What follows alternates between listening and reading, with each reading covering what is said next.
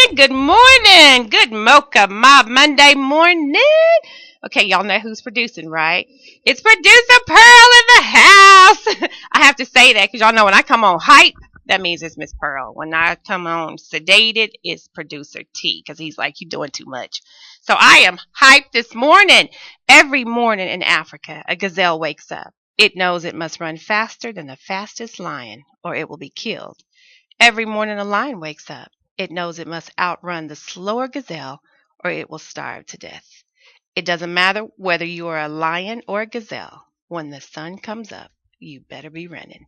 Guess what, y'all? We are running this morning. We have an awesome guest in the studio today. I'll introduce him to you shortly. Just wanted to give you the number. Get your pen and paper. You're going to need it for a couple of things today. 214-317-4855. That's 214-317-4855. It's going to be a power hour, 60 minutes with Mocha Mob here on DFWIRadio.com. Be sure you tag me on Facebook, holler at me, let me know you're listening, and then follow along on Twitter at Mocha Mob. We're using the hashtag today, Reggie Marable. That's REGGIE MARABLE. For those of you, all my tweets out there. So good morning. Let me know you're here. I want to know who's listening and who's going to be asking me later about the show. Don't hear about it. Be about it. Hope you're tuning in. Thank you for starting your day with us. This morning, I have an awesome guest in the studio with me. It's interesting. Every so often, like probably once a day, I get somebody who'll say, hey, I met this person. You need to talk to them. They'd be awesome on your show. I'm like, okay, well, what would make them awesome on my show? And they said they have an interesting story. I think the listeners would really like to hear it.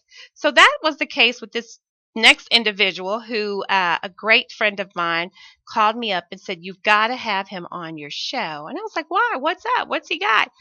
After meeting and talking with this gentleman, I was certain that I needed to have him on my show for a couple of reasons. He is a regional sales director for Sprint. He is responsible for direct sales force in North Texas, Oklahoma, Arkansas, and Louisiana.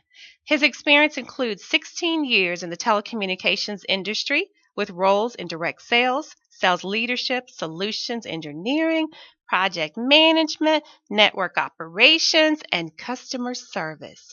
But prior to joining Sprint, he played professional football in the Canadian Football League. He is a graduate of Morehouse College and resides in Dallas, Texas with his lovely wife and two kids. He has won multiple President's Circle honors for finishing in the top 1% out of thousands of nationwide direct sales professionals. In 2011, he received Sprint's Leadership Excellence Award for dramatically improving sales results in a significantly underperforming geography. The Leadership Excellence Award is the highest level of recognition for extraordinary directors, vice presidents, and senior executives at Sprint whose contributors have made a significant impact to the business. I sound like I just read the bio of like some 50, 60-year-old man with gray hair. Y'all log on to reggiesblueprint.com to see the gentleman I have sitting in front of me this morning. Good morning, Mr. Marable. Good morning. What's up? How you doing? I'm good. How are you? All right. I had to tell people that you're not an old man. I have an audience that's very visual. And so they'll say, take a picture, post this picture, post this picture. Of course, mostly it's my single friends. But y'all can log on to Reggie's Blueprint and catch a look of this young man who has this bio that is just full of accolades and awards and recognition. I think that's important because a lot of what we're going to talk about is how do you get so far at such a young age? Well, actually, believe it or not, I'm turning 40. Okay, whatever. That's old. Ooh. Well, really? I didn't even think you were 40. 40 is the new 30, right? 40 is the new 30. So I'm turning 40 on March 23rd, which is Saturday. Yeah. So my wife has this huge birthday weekend. Because it's Fabulous 40. Fabulous 40. Wow. So looking forward Do you know what the weekend entails, or is it? Yeah, actually, we're doing like a little dinner, happy hour event at Nilo in Las Colinas. Mm-hmm. And then Saturday, my kids, I'm the coach of their co-ed soccer team. So we're 2-1. We got a big soccer game. All my friends and family are going to come to that. And my son's like our star player. He loves attention, so he's looking forward to that. And then Saturday night we have a big dinner playing at Villarreal, which is a restaurant in Las Colinas. And then my wife rented a limo party bus. We're gonna do some club hopping on Saturday night. So hopefully I'll survive the weekend. Sounds fabulous. Sounds fabulous. Hey, I'm gonna jump in. You said you're the coach of both of your kids' co-ed soccer team. Actually, my kids, my daughter's 7. Her name is Kennedy. My son is 5. His name is Chase. He actually just turned 5 last Monday, and they're on a co-ed soccer team for 7 years and under in the YMCA. So they play together. Yeah. So anyone that wants to work on leadership and patience, that's a good place your to kids. start. Yeah, start coaching your kids. So let me ask you: is there an reward for them scoring a goal? Unfortunately, yes. And yes. what is that? Well, actually, I had to increase it because my son's really good. So, if they score a combined effort of 3 goals per game, I take them to the Toys R Us and they get like a little $10 gift. Wow. So. Okay, so you're probably wondering, why is she asking me that of all questions? You know why? Because I've had this conversation before, but it kind of went to a different level this weekend, Miss Pearl. My son, my 8-year-old, plays soccer. They both play soccer. My 8-year-old, 3 years ago, just seemed to enjoy really running around the field, never really making contact with the ball. And so somewhere between then and now, he has just developed into this awesome player. They don't practice very often. The coach always cancels practice. So he gets out there on Saturdays and he is just like a superstar. So I said to him, just imagine if you were to practice, how good you would be. One of his friends told him at the game this weekend, hey, my mom gives me $5 for every goal I score. I was like, oh, man. And I know the kid was telling the truth because his mother confirmed that for me. So we're riding in the car, and my 8-year-old says, so what do you think about that? I said, oh, that's pretty cool. He goes, you think maybe we can work that out? I was like, ugh. Ambition. Yes. So that sounds like. So he earned $10 this weekend. That's good. $10. He scored 2 goals. His goal was 3. The reason I start the conversation with him is because as I was reading your book, one of the first things you say or you talk about is determining what motivates you. And I think it's really interesting because that's the exact thing that I figured out with this 8-year-old kid. I had a parent conference last week. His teacher says, I can't figure out what motivates him. And I kind of chuckled to myself because I know what it is. It's money. Yep. And so, with that being said, I imagine that Saturday's game, he'll get 3 goals because he's all about money. Tell me how you figured out what motivated you. It started off, I guess, with my father. My dad, I grew up I'm a military brat, so we lived all across the world. But my dad was adopted. He was he put himself through college, and then right after he graduated, he went into the army, and he was a career army officer. He was in the army for 30 years. But my dad wasn't just like an army officer. He was like a badass soldier. He was a Green Beret. He was a Ranger, and he was the first African American battalion commander to take troops in the battle in the 82nd Airborne. Those are the guys that parachute out of planes. And just growing up, I always asked my dad, like, why did you want to do all these things in the military? And he's like, if I'm going to do something, I'm going to do it big. I'm not just going to do it. So I just learned through my father that, when I started my career right out of college in customer service, I said, if I'm going to work at this company, I want to be a leader. I want to be a C-level executive. And I knew, especially being a minority, the quickest way to advance is through the sales organization because it's all about performance. It's black and white. And I'm motivated by fear of failure, success, and then obviously money.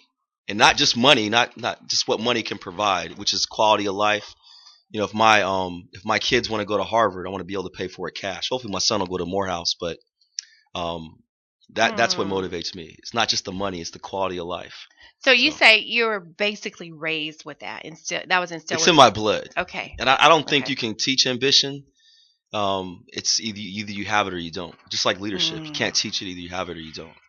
So that's what motivates me. And it goes back to the biggest thing about being in sales.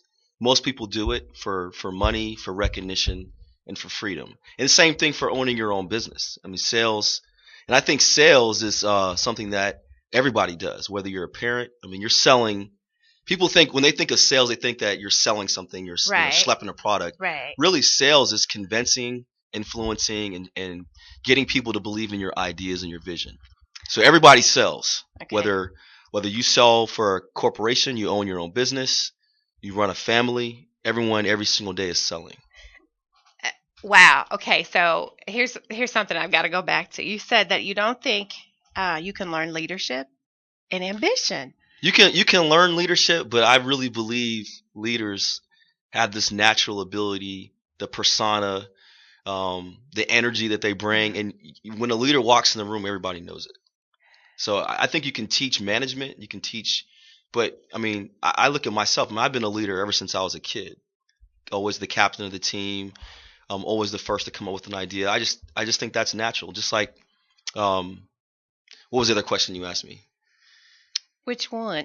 Well, which one about? Ambition. Ambition. I think ambition's. I think you can't teach ambition. I think if you're grown up around it.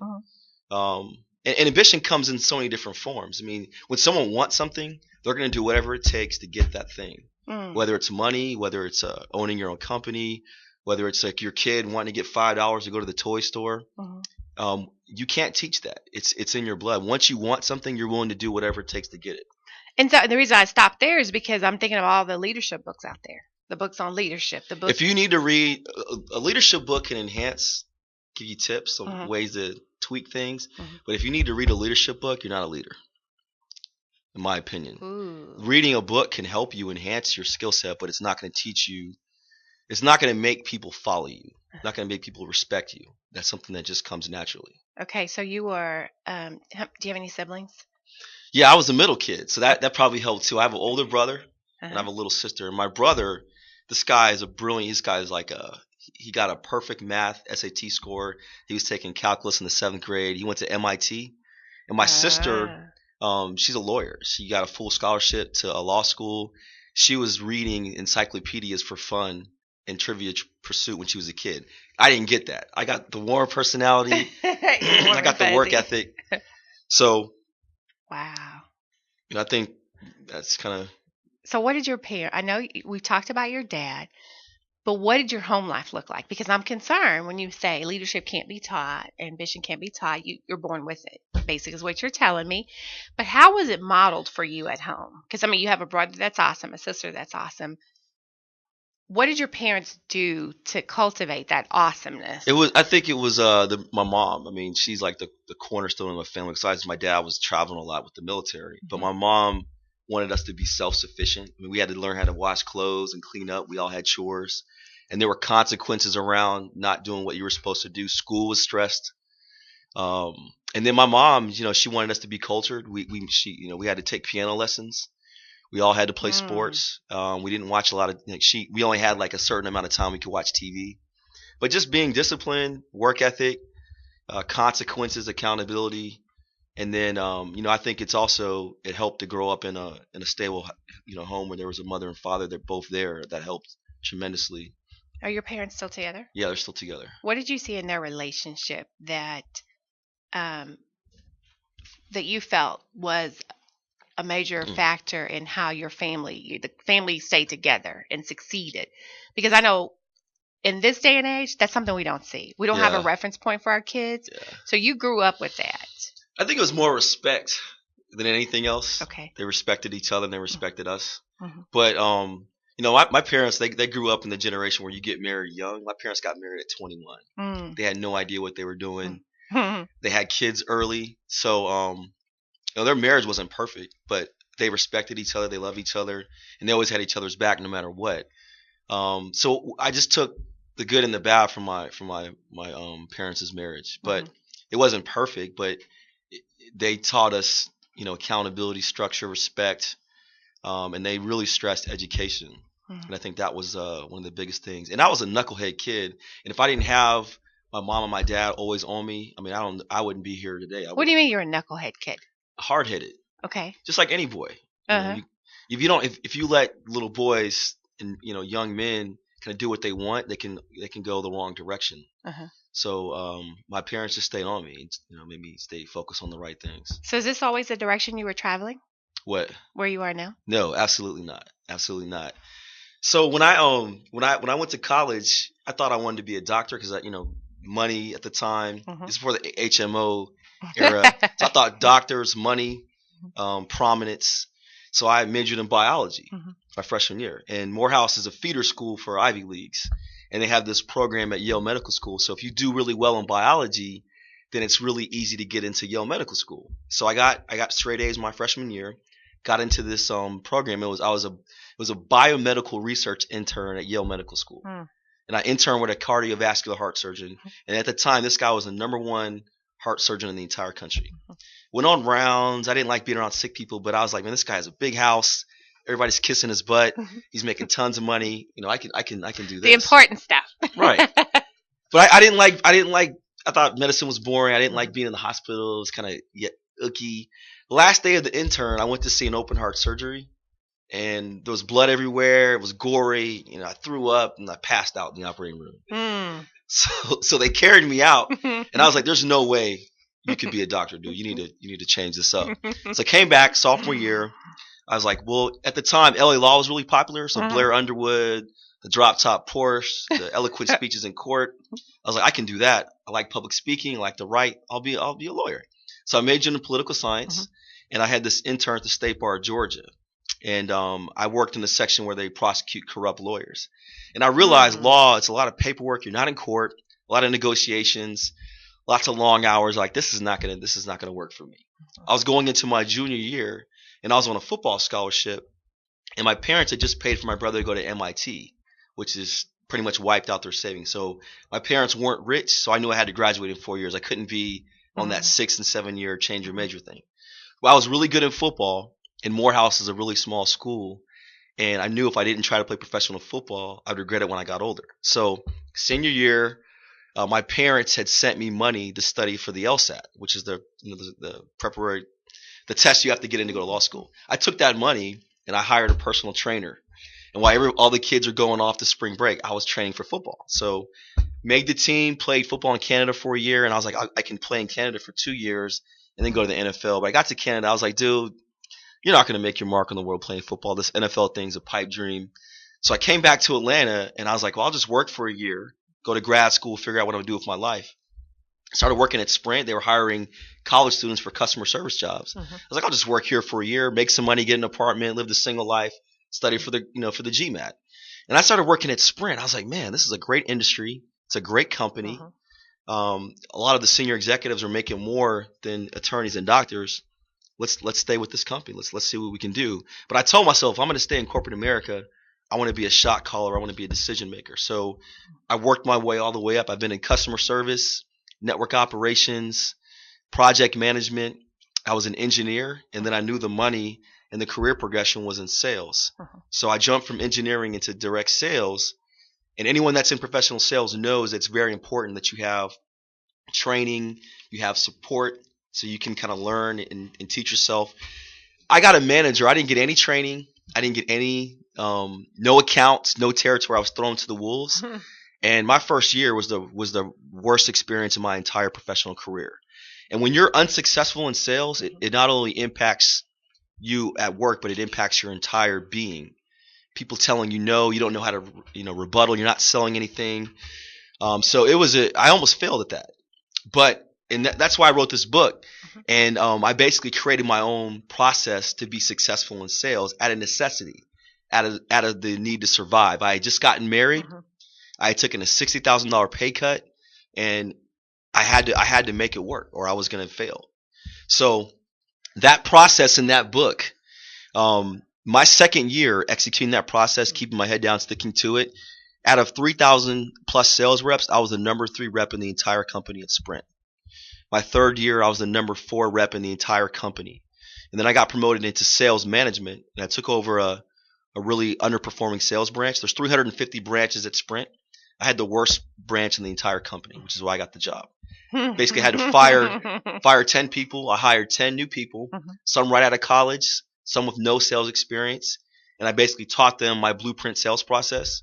Within 3 years, we had the #1 sales branch in the entire company, which got me promoted into this job. So I relocated my family from Atlanta to Dallas. So I have, at the time, close to 90 people in the organization. I'm responsible for 4 states, all of our sales in 4 states. There's 20 geographical areas at Sprint. There's 20 of people that do what I do. This was the worst performing area in the entire company. Once again, same thing. I've had to let 85 plus people go since I've been in this job. We've had to hire 80 plus new people. Same thing, taught them the blueprint. And I have now one of the top performing areas in the entire company. So that's why I wrote this book, because I know it can help people. I know if people stick to that process and execute on a consistent basis, people will make more money, advance their career.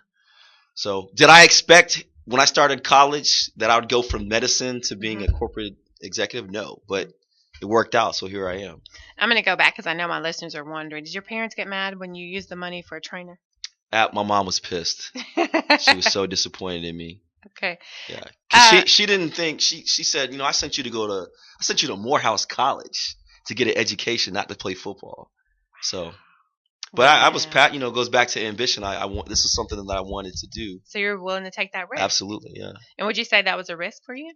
It was because if I would have got cut, I wouldn't have had a job. I didn't have any backup plan. I would have had to go back and figure out what I was going to do.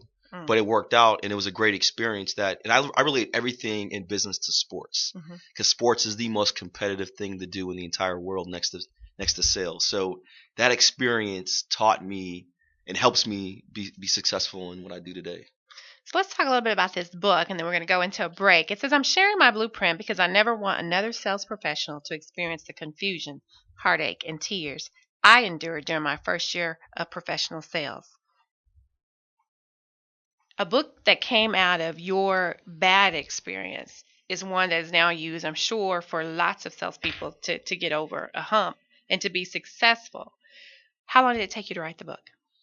About 2 years. And one of the reasons why I wrote the book was because Sprint at the time, a few years ago, our turnover was really high when we were hiring new sales professionals. So I was asked by our some of our executives to help redo how we were doing the new hire training process. And they were basically using a lot of my concepts. And I kept getting all these phone calls from reps and managers across the company. Hey, teach me your blueprint. Help me out. And I was like, man, I should write a book about this. And I already had an outline because I had done all these presentations. So it was a matter of just carving out weekends, late at night when my family was sleeping. So I started 10 minutes a week. Then next thing you know, 20, 30, got on a roll. It took me about 18 months to 2 years to knock the whole thing out. And that's kind of interesting. I want to pause there for a second. Obviously, I have an audience of moms. A lot of moms listen, but a lot of them are professional women in their, respective fields. And we have a knowledge base with information that people are always calling us about. And you think to yourself, I should put this in a book, or I should write a program for this. What was the motivator other than the fact people kept calling you? Because you said I took 10 minutes, 20 minutes. And so kind of talk to me about if, somebody's listening and so I've got some great ideas and I really do, people are always calling. What's the process you go through when you say, okay, I want to write a book and I want it to be this, the outline, the research behind it, getting it out there. You're self-published. Absolutely. Okay. It's the best way to go. You want to talk about that for a second? Yeah. So one, I was passionate about it. I knew my process could help people be more successful. So that you had tried it, so yeah. So okay. that was a big motivating factor. The biggest challenge is getting an outline. That's the hardest part of writing a book, is coming up with what you want to say, how you want to say it, how many chapters, how many sections. Once you get the outline created, it's just a matter of dedicating time to sitting down and just writing. Okay. Writing and writing and writing, and then going in and editing. And then there's lots of companies that do self-publishing. And I use this company called Freeze and Press. They're based out of Canada, but that was an awesome process. I mean, you have to pay a little bit, but they assign you they call it a account manager, and they basically walk you through the process of getting your book self-published. Have you thought about doing an ebook? What do you mean? Where it's electronic, people just order it directly from you, and get a PDF file? That my book is available on Amazon. Yeah, hardback, paperback, and ebook. Which is how I got it. I got it on Amazon. Appreciate that. I found that it works better for me because I was actually able to take notes and highlight. And so I would suggest anybody who is it's not just about sales. I will say it was a quick read for me. I was able to kind of just go through it, but there were some things that made me stop and pause. And I actually had to write some notes to myself just on some thoughts that you have, because it's parallel to a lot of the things we're doing. You start out saying everybody's a salesperson. And I think the teaser that I put on last night was, you're not a salesperson. Oh, well, yeah, you are. Who else gets, a kid to buy into bedtime. Because we're constantly, as moms, as wives, as business women, professionals, whatever, we're constantly having to promote and market a concept or an idea.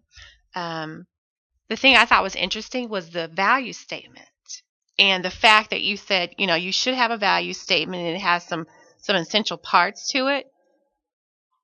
Will you talk to us a little bit about the value statement? And the reason that kind of stuck with me, because I know when people say, well, what do you do? And I try to tell them what I do. I'm like, well, and it gets to a point that after I get through the description, and I'm like, I'm very passionate about what I do, so I can really give it detail. But if it has to be short and quick, they're not going to get it. Talk to us about the concept of developing a value statement and your value statement for yourself. Sure. There's probably there's two aspects to it. Mm-hmm. The most important one is your personal brand, mm-hmm. and you always have to know what that is. And that's like when you look at commercials, a lot of companies do a great job of marketing. Mm-hmm. So when you think of Gucci, you automatically think of certain things that they want you to think about. Mm-hmm. Same thing with McDonald's, Coke, BMW. So the first thing I would ask people to do is write down 5 adjectives that describe the brand image that you want to project to people. All right. Mm-hmm. The second thing would be, obviously, your image of what you view of yourself is going to be possibly different from how people perceive you. So I would also ask you to get your parents, your spouse, your boyfriend, girlfriend, your coworkers, maybe pick 5 people and ask them, hey, give me 5 adjectives that describe kind of what you think about me, and see if that matches up and see if there's any gaps. And I always try to memorize my brand like with an acronym. So mine's PLACE, and it's passionate, it's leadership, it's ambitious, competitive, and high energy. There's obviously there's other ones behind that, but so once you know what your brand is, then you can craft your value statement. And at all times, no matter what you do, you need to have 3 value statements. Number 1, if you're in sales, you need to be able to say why Sprint? Why should somebody buy from my company? Mm-hmm. The second thing is why you? Why should someone do business with you? Mm-hmm. That's very, very important, because at the end of the day, people buy from people, and they have to know they're not only buying a product and service, but they're buying you because you're going to be there to support them and help their business grow. Mm-hmm. And lastly, you have to be able to eloquently explain what you do for a living. Mm-hmm. Because that opens up many, many doors. And, casual conversations, networking events, if you can eloquently explain at all times what you do, it's very powerful. Okay, so if you are listening, and hopefully you have a pen and a piece of paper, I need you to go ahead and jot down 5 adjectives that describe your attributes. And if you'd like to send those to me and share those with me on Facebook or Twitter, that's the first step in this defining and writing your value statement. We're going to take a quick potty break, and we'll be back on the other side of the break. She's an internet radio sensation, and now you can reach her listeners by advertising your product, service, organization, or even your newly released book or CD. Every Monday at 11 a.m., dedicated listeners tune in for 60 Minutes with Mocha Mob on DFWIRadio.com. For advertising rates, call 817-668-5355 or visit online at mochamob.com or at facebook.com/mochamob. You'll be glad you did.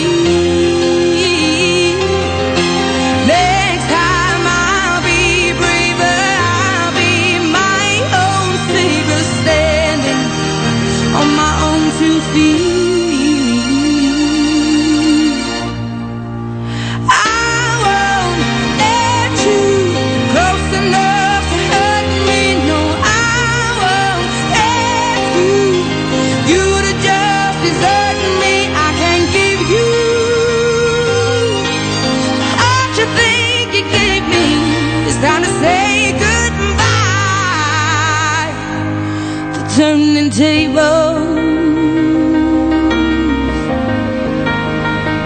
to turning tables.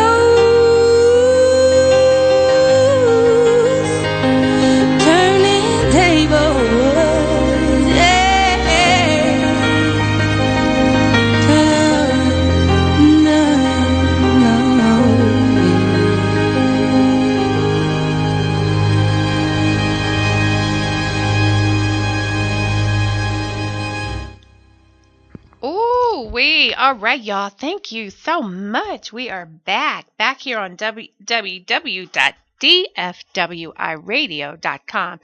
If we were having some technical difficulties, we apologize. Let me know on Facebook if we go out. We're just trying to make sure things are good for you all. Okay, so anybody got their 5 attributes they want to share? Reggie, I came up with 3. For yourself? Okay. Well, I actually came up with 4, I think, but 2 probably. You gotta have 5. You should be able to get 5. Oh, God. Hear what you have. See what you have. Motivated, connector, resourceful, ambitious. So would motivated and ambitious be the same? Mm-mm. Okay, so I just need one more. What do you think your strongest one out of those 4? Connector. Connector? Mm-hmm. What do you elaborate? Speak on it. I like connecting people. Okay. I like finding, because I tend to stay connected, whether it be social media, whether it be organizational wise, whether it be company wise, I stay connected. And then I like to connect people to other people, resources, ideas, thoughts. That's good. Mm-hmm. Another thing about the value statement that's important, you have, in today's world where people are so busy, there's not enough time in the world, everyone's juggling multiple things, you have less than 20 seconds. So if you lose a person in 20 seconds, then they're not going to pay attention to anything you have to say. So that's why it's very important. Keep it concise, get straight to the point, and keep it in 3s. And simplicity is really, really important. So I work for a technology company, right? And if I can explain to my kids what I do at work, wow, I can explain to adults. And even give you a further example. So my dad, told you, he's a retired Army colonel. He has no idea. I just got him an iPhone. This guy was printing off directions from MapQuest because he didn't trust the navigation on the iPhone. So if I can explain to my dad, he has no idea about technology, doesn't care. But if I can explain to my dad how technology can help him in his business, he's interested. So dumb it down, make it simple, and keep everything concise. Okay. All right. So what's the next step? Let me see. Somebody just sent me a comment. Let me see. They gave me a 5th word I might need here. What's the next step in our value statement, in creating a value statement? Next step, practice. Practice saying it? Practice saying it to yourself. Practice in the mirror. Practice with your family, your friends. And I think depending on what industry you're in, practice on people that have no idea what you do or don't really understand your industry. Because if you can make them understand what you do, it's going to be very, very easy when you speak to other people. So here's 5 adjectives that I just got. She says I stole some of hers. Passionate, motivator, connector, communicator, and planner. And she wants to know if she can add peacemaker. Sure. As long as you can get them out quick. Okay. As long as you can get them out quick. So making that into a succinct statement, 20 seconds or less, and is this what we know as our elevator speech? Yeah, but I'm not saying like you tell people what your brand is. That's just, you need to know what your brand is. And you need to know what image you want to project to people. If you stay conscious on that. And that's why I said ask other people what they think about you, because the image you think you're projecting could very well be something different than what people perceive it. But when I say value statement, that's the brand is, internally, you know what your brand is, and now you can communicate the value statement. And so that basically speaks to who you are. Who you are, what you do, and how you can help people. Who you are, what you do, and how you can help people. And that's kind of your message. Absolutely. So what does the blueprint tell us about the how we can help people part? The blueprint, if executed on a consistent basis, will help anyone. I don't care what you do, what you sell, what kind of business you own. It'll help you make more money. It'll help you better manage your business, and it'll help you grow and expand client relationships. Those are 3 simple things that it'll do. And that can, once again, you could be a mom that doesn't work, and those are things that probably will help you running your household, or you could have your own company. So I like the 12 consistent traits that define successful sales professional. I also thought this would be applicable in so many other roles and positions. My question is, do you see evidence of these traits in your personal life? Um, Let me tell you the traits, and I'm going to follow up with the question. So the traits that you've identified are fearless, passionate, persistent, hardworking, organized, energetic, positive attitude, creative, competitive, willing to embrace constant knowledge development, and possession of the it factor, which is the unique ability to generate interest with strangers. And I want to talk about that it factor a little bit. But do you see evidence of these traits in your personal life? And let me tell you why I asked. mhm. Do you believe you can be an awesome CEO and an average dad? Yeah, if you don't have balance, you don't have personal balance. Yeah, you can be. You could be an awesome CEO, but you could be a horrible dad, Mm-hmm. or you could be a awesome CEO and an awesome dad. You just have to have personal balance, and you have to be able to willing to make sacrifices on both ends, Mm-hmm.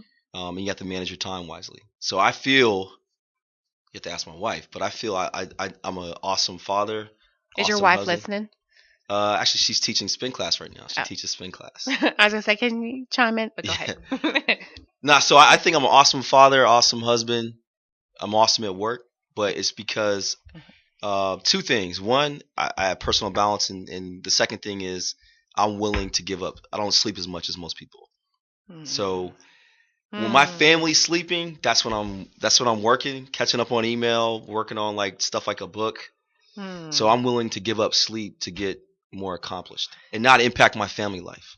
Now, I will say that that's been the one thing, consistent message I've heard over the entire year that I've done this show. Is you don't get enough sleep. You don't get enough sleep. But I really think that's the difference between the haves and the have-nots. Let me give you a quote from 50 Cent. Sleep is for people who are broke. Okay. All right, 50. I like that. So you get more done. I mean, if you want to get more out of the day, there's only 24 hours in a day. right, We all have lots of responsibilities. right. And I'm just right now in my life, I'm willing to give up sleep to get more done. So what's your average day like? What time do you get up and what time do you go to bed? Varies. It's because being in sales, things change. It's never which is cool because the day is never the same. I average 5. Hopefully, 5 is a good number. If I get 5 to 6, I'm happy about that. But it just depends. I mean, if I'm in town, if I'm traveling, but if I'm in town, I usually try to take my little girl to school. She's got to be there sharp right at 7:30. So getting up, getting her ready, and then I just started this new regime. Now I'm 40, so I'm trying to continue to keep the fitness tight. So I work out like 4 days a week, which working out's also important. To keeping yourself mentally sharp. But I'll do right now. I started doing 35, and each day I've added 1. So I'm up to 84 push-ups in the morning, and I do about 200 to 50 crunches, and then I'll work out. But that's just something that gets the blood flowing. And then it just depends. I mean, I drop my daughter off. Sometimes I'll take my son to school, and then hit it at work. And then usually I'll work out in the evening, spend some time with the family. Family goes down. Then I'm back on it. Really? So, yeah. Okay, so the comment I just got is, as it relates to stress and health, how important is it to be healthy in order to be around to accomplish your goals? And so, as I said, that's the biggest complaint I get, or the biggest reprimand I get about the lack of sleep, how little I sleep. So my question is, does it impact or affect your day and your ability to accomplish the things you have set out to do? No. Really? See? So when I say health, like there's a couple things though. So one, diet's important. You got to eat healthy. I try to eat really healthy. I drink a lot of water. I work out at least 4 days a week. So those things alone, help. And then I think if you're happy at home, you have personal balance, then you're a better business professional. When your life is unbalanced, then you can't. That bleeds into business. So having a stability at home, taking care of yourself, the sleep thing, is what it is right now. So that's my only bad thing is the sleep. I don't get enough sleep as most people. Does that help? Does that answer your question? Yeah, and I think it's funny is in your book. But one more thing though, you can't not sleep not you can't if you miss sleep, you eat bad, and you don't work out. Those are really bad things. And you throw in you're unbalanced at home. You don't have you're neglecting your family. That's a recipe for disaster. Just gets crazy. Yeah. All right. Okay. So write this number 214-317-4855 if you have questions or comments. Again, that's 214-317-4855. So it says in your book here, yes, I love challenge. I have hobbies and a personal life to relieve stress and pressure. I have balance in my life and leave the pressure at work. And I thought that was really insightful. I have a friend who's a little bit older than you. She's a psychologist, and she has just recently gotten her first position where she manages and supervises people. Uh-oh. Exactly. Yeah. And it's funny because I'm getting more calls from her now than I've ever gotten. And they're like, how'd you do it? What, how did, and I'm like, just calm down. One of the things I said to her was, leave it at work. Don't bring that stress home. And she drives a good hour and a half to get to work because she works so far. And so I said, that's your time to detox. Get that out of your system. So when you get home, you're not worried about that anymore. So a question I have for you, I kind of, joked at the beginning of the show about you being young. And you said, well, I'm 40. Well, that's still young. And so how do you react and respond to people who look at you and say, you're just some kid. You're 40, man. I'm 50, 60. You're coming in telling them what to do. Because I know a lot of professionals who have gotten where they are rather quickly have that problem, have that challenge. And you seem to have you figure out the balance that you leave the pressure at work. What is your recommendation for individuals who are there or climbing that ladder to avoid this level of stress and dealing with people who say, you're just some young kid? Well, there's a couple things. So I deal with that every day. Mm-hmm. And then most of my peer group, executive group, I'm like always the youngest in the room. Mm-hmm. So how you earn it goes back to respect and just natural leadership. You get people's respect by you show them that I'm here to help you. Mm-hmm. I'm here to help you advance your career. I'm here to help you make more money. I'm here to get stuff off your plate because I believe in servant leadership. The people in my organization, I work for them. It's my responsibility to make them successful, remove roadblocks and obstacles so they can win. So if people see that from you, that will, and if somebody, they don't care how old you are, if they know you're there to help them, you got their back, and you lead through rolling up your sleeves, work ethic, people will respect you no matter. I could be 22 years old, and people will respect me. I like the idea of servant leadership, and I think a lot of people, our generation, don't understand that concept of servant leadership. Okay, so we've talked about the value statement.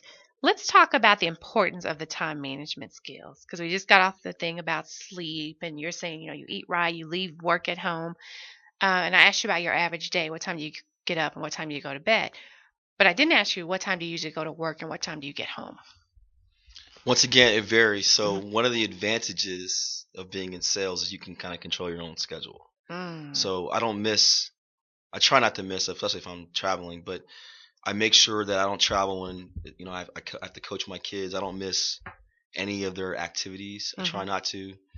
So it just depends. I mean, I can control my schedule. On average, I take spin at 6:30. So one of the things I started doing to make sure I don't miss a class, I'll put my workout clothes on at 5 in the office. So there's no way I could put my workout clothes on and then flake out. You got your stuff on, gym bags there, let's go. So I usually try to leave like 5:30, workout, and then home after that. All right. Does that answer your question? It does. Time is the most valuable thing a man can spend. Yeah, absolutely. So time management. So here's another exercise. What I think people fail to realize, just like lawyers and consultants, they know billable hours. They know how much every hour of their time is worth. And in today's world, it's basically 24 hours, especially with being connected. But 8 to 5 is really when you can do business, when you can interact with people. So it's very important that every hour of the day between 8 and 5 how much that is worth to you. Simple way to do that is you take how much money you want to make. There's only 40 hours. There's 8 hours in a day. There's 40 hours in a work week.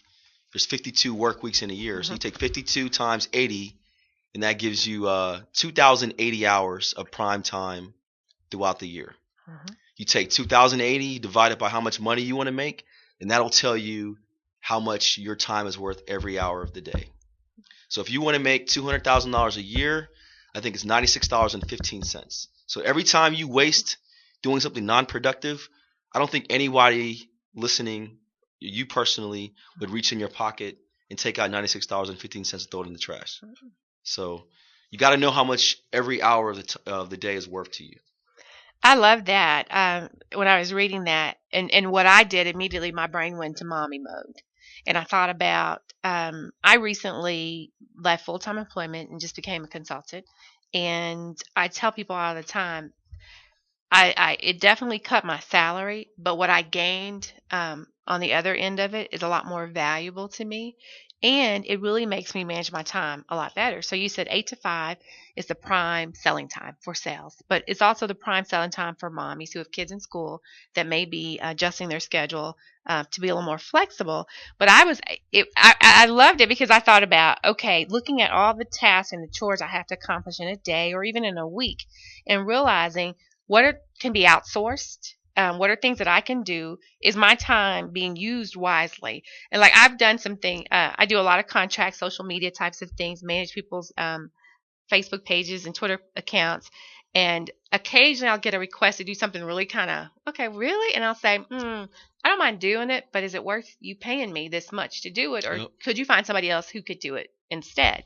And so I think that's something as moms, as professionals, we really, when you put it like that, it lets you know that you are really absolutely wasting time. And so what I committed myself to doing after reading this, I'm going to calculate, making sure I'm aware of how much time I'm spending on just being idle. For example, veering off, reading a blog or doing something that's not job related. Because here's the thing, if it doesn't make money, it doesn't make sense. Absolutely. And so that's kind of where I am with that. So I thought that was interesting. And then here's another big one. Sorry. So another big one is to-do list. This is simple, but I mean it's like elementary. But I keep a daily to-do list. Now I switched. Now I have an iPad. I use this application called OneNote, and you basically can create multiple to-do lists. And you can take notes, but it syncs on your iPad, your phone, and your computer. But I keep a to-do list, and I scratch off the stuff like these are the 10 things that have to get done today.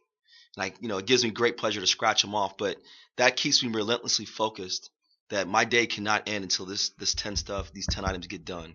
So it helps you avoid distractions if you have a to-do list. And then every day, you scratch it off. Okay, well, I didn't get items 4 done, so let's move it to day 2 and start another list. So what happens if somebody throws something on your list and your list is already full? What do you do with it? Depends on what priority it has. So, I mean, if it comes from like my direct superior, if it comes from a customer, comes from my family. I mean, it just depends. If it's priority, it'll make its way onto the list. Or if it's financially impacting. Okay. But if it's just something that can wait, then it goes to the bottom. Okay.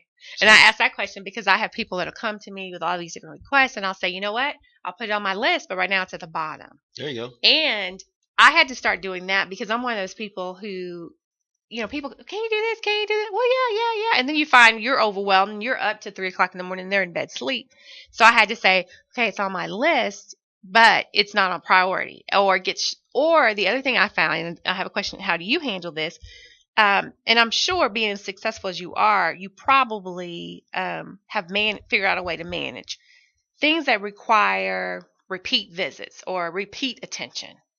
So, I've read leadership books that say, touch mail one time, meaning you open it up, then do something with it. Unlike some of us who open it up and put it in a stack, and then we got to move the stack, and then we got to file the stack. How do you handle those tasks that come across your desk on a daily basis that require you have to make a call to do action, but the person you're calling is not in, or they don't have what you need, so then you got to put it back in the stack or back on the list? How do you deal with that in managing your day and your time? That's a good question. One of the things that I've learned how to do is delegate. And I think a lot of people don't want to delegate because they want to control everything. I think delegating will get a lot of that stuff, the tactical stuff, off your plate.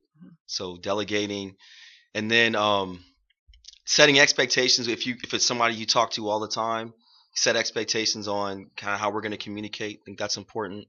But once again, it just goes back to that that to-do list, if it's not a priority, then it just goes to the bottom. I'll get to it when I get to it. Mm-hmm. And then, hey, is this something I can delegate? Is this something I can get somebody else to do for me? Right. So, do you mow your own lawn? No.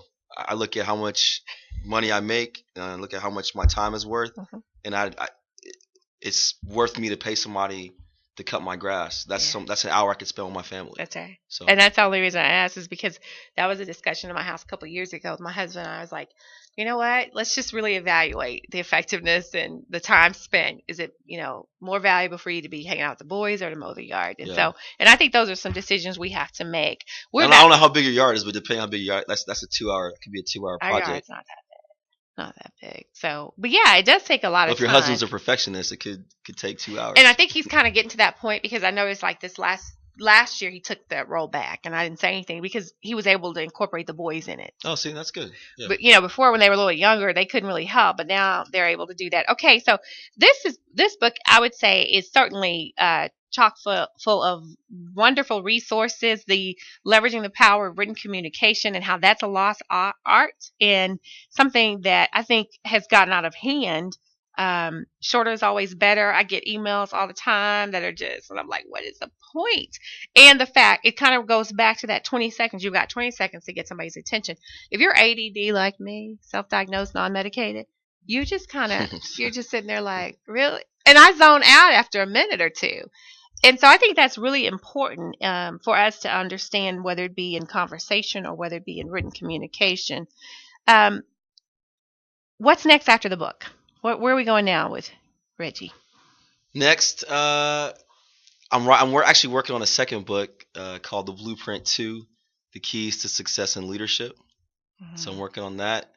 I'm going to try to continue to do public speaking, mm-hmm. things like this. Mm-hmm. And then from a career standpoint, the next step up from this position I have would be a corporate officer, vice president level position. Mm-hmm. Hopefully that'll happen in the next 12 to 18 months.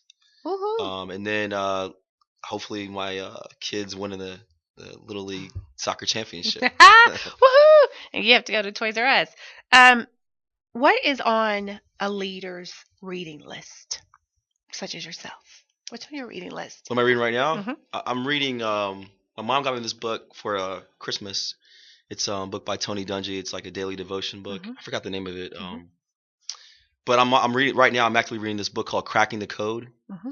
And it's a study, historical study over the past 30 years of African American corporate executives who've made it to the C-level mm-hmm. suite, which is where I'm trying to go, and lessons learned, pitfalls to avoid, things of that nature. Mm-hmm. So that's what I'm reading right now. I need you to just tell me real quickly one thing you feel like you failed at. One thing I feel like I failed at. Yeah, I couldn't be a doctor. Right. I don't think I failed at anything yet. Mm-hmm. I've made some mistakes, but I think failure breeds success. Because if you fail, that means, what did I do wrong? How do I avoid this? Mm-hmm. What do I learn from this so I can succeed in the next time? And I think every millionaire fails like 7 times before they become a millionaire. And I want to be a millionaire one day. So I don't believe in failure. Mm-hmm. I just believe in life lessons. Mm-hmm. So here's a late question that just came in. And I'm surprised I didn't think of it earlier just because of all the attention it's been getting lately. You may or may not have heard about it. The Lean In book. Have you heard about the Lean In? Lean In. No, I missed that one. Reggie. I'm sorry. Reggie. It has recently come out. It's a book written by, I'm trying to remember what company she works for, and she's been on the media circuit lately, and it's been getting lots of attention because it's a book for women in leadership in business. It's called Lean In: Women Work and Will to Lead, and it's Sheryl Sandberg. She works for Facebook.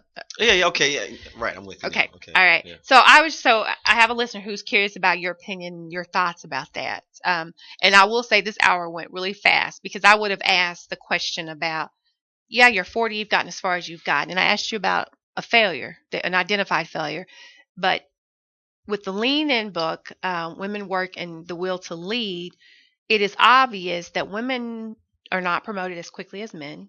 Our earning potential is a lot less. And so my question to you is, a time that you've experienced what you feel like has been racism, sexism, and then your thoughts about women in leadership. And you've got about 2 minutes to wrap up. Yeah, so I'll go women in leadership first. Once again, it goes back to, is the person smart? Do they know what they're doing? Are they a subject matter expert?